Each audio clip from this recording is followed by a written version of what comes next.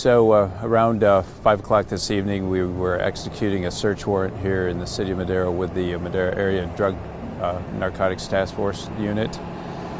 We had a search warrant for the back side of a residence on 4th Street in the area behind me. Also had arrest warrants for a violent individual there. After making contact with the folks in the other structures there, the individual who was the subject of the arrest warrants would not come out of the house. We got into a prolonged negotiation with him. He refused to come out, and at some point after he didn't come to any conclusions with us, we did introduce gas into his house. He did come out and has been taken into custody. He's being seen by an EMT right now. When you say back part of the house, was this like an outbuilding or?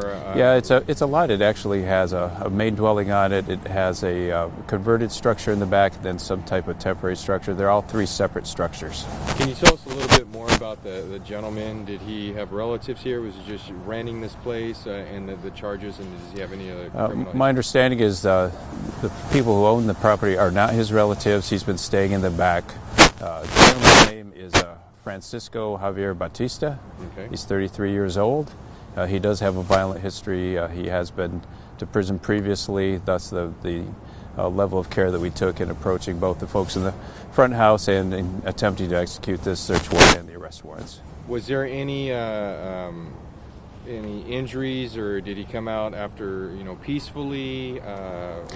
Eventually he came out peaceably. I'm not familiar with any injuries at this time. Okay, go over the charges, what you were here for one more time, just so we got this correct. So I can't go into what the search warrant was in regards to, but his warrants were for 2 separate felony pursuit charges.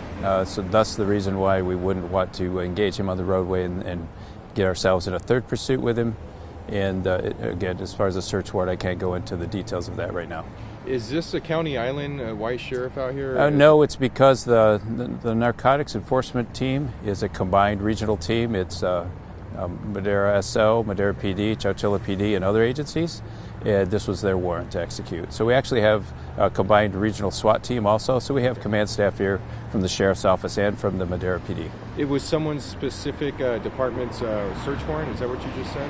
Yeah, the warrant was written by MadNet, and the MadNet is part of the Sheriff's Office. Okay, sure. How many officers do we have out here? Do you know? I'm guessing at least 2 dozen. Okay, 2 dozen. Are you going to release a picture of the gentleman? Probably at some point. Probably not right now. We want to probably not. We want to make sure he gets medical treatment, and he'll have to be taken to the Madera County Department of Corrections.